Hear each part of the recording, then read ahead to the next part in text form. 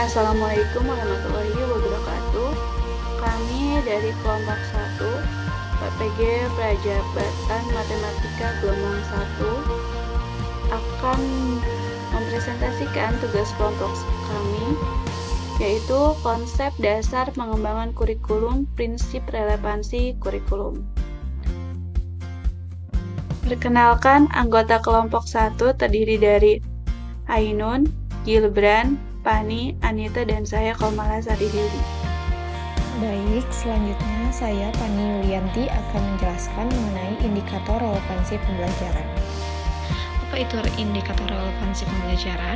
Yaitu merupakan pembelajaran yang merujuk pada berbagai penanda atau kriteria yang menunjukkan sejauh mana materi pelajaran, metode pengajaran, atau aktivitas pembelajaran sesuai dengan relevansi dengan kebutuhan, minat, dan tujuan pembelajaran peserta didik. Ada beberapa indikator relevansi dalam pembelajaran. Yang pertama itu disesuaikan dengan kebutuhan peserta didik.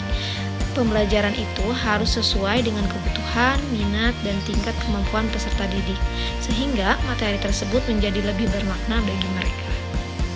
Yang kedua adalah koneksi antar materi, yaitu menciptakan hubungan yang jelas antara topik yang diajarkan dengan materi-materi sebelumnya atau yang akan datang, serta memberikan pemahaman yang terintegrasi dan holistik.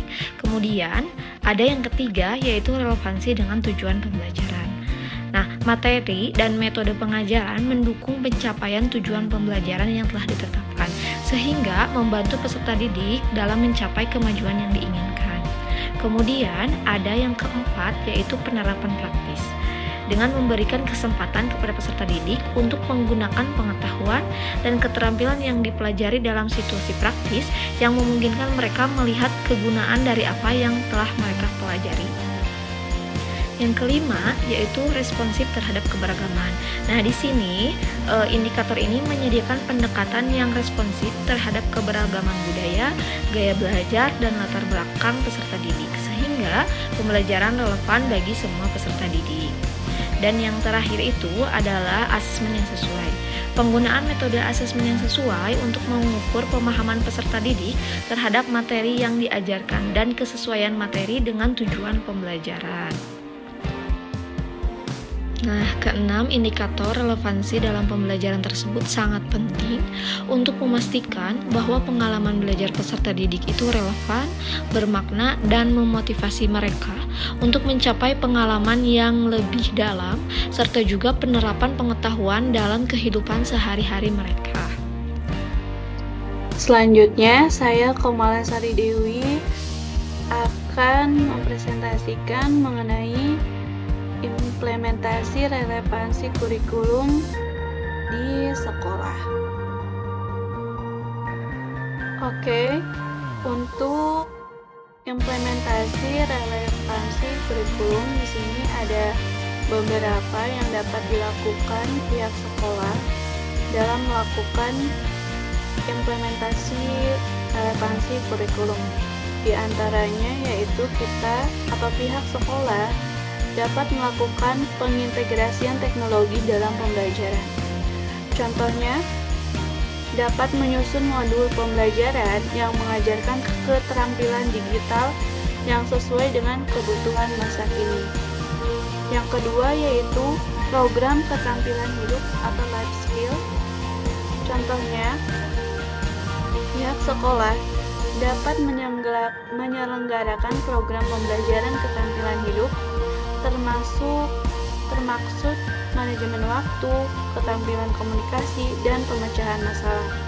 Yang ketiga yaitu kurikulum berbasis proyek. Pendidik dapat melibatkan siswa dalam proyek-proyek yang relevan dengan kebutuhan dan tuntunan masyarakat atau dunia kerja. Selanjutnya, pelibatan industri dan kunjungan lapangan. Pihak sekolah dapat menjalin kemitraan dengan perusahaan ataupun industri setempat. Kemudian, pihak sekolah dapat melakukan kunjungan industri ke pihak perusahaan tersebut. Selanjutnya yang kelima yaitu pengembangan kurikulum karir. Pihak sekolah dapat menciptakan jalur khusus dalam kurikulum yang mempersiapkan siswa untuk karir tertentu sesuai dengan minat dan bakatnya. Selanjutnya yang keenam yaitu kurikulum multibudaya.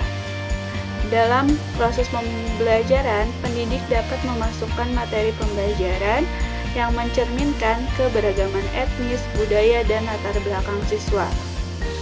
Berikutnya yaitu pengajaran berbasis masalah. Contohnya, pendidik dapat menggunakan metode pengajaran berbasis masalah untuk melibatkan peserta didik dalam memecahkan masalah dunia nyata ataupun dalam memecahkan masalah pada lembar kerja peserta didik.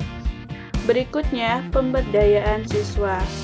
Pendidik memberikan siswa peluang untuk berpartisipasi aktif dalam proses pembelajaran. Pendidik berusaha untuk mengajak peserta didik untuk menyampaikan pendapatnya mengenai proses pembelajaran yang sedang berlangsung. Selanjutnya yaitu kurikulum bahasa asing. Pihak sekolah dapat memasukkan kegiatan ekstrakurikuler atau pertukaran siswa untuk meningkatkan pengalaman belajar bahasa para peserta didik. Yang terakhir yaitu mengenai pemantauan dan evaluasi berkala. Pihak sekolah di sini dapat melakukan evaluasi berkala untuk menilai bagaimana efektivitas kurikulum dalam memenuhi tujuan pembelajaran dan kebutuhan peserta didik. Baik, selanjutnya akan dijelaskan oleh teman saya. Terima kasih.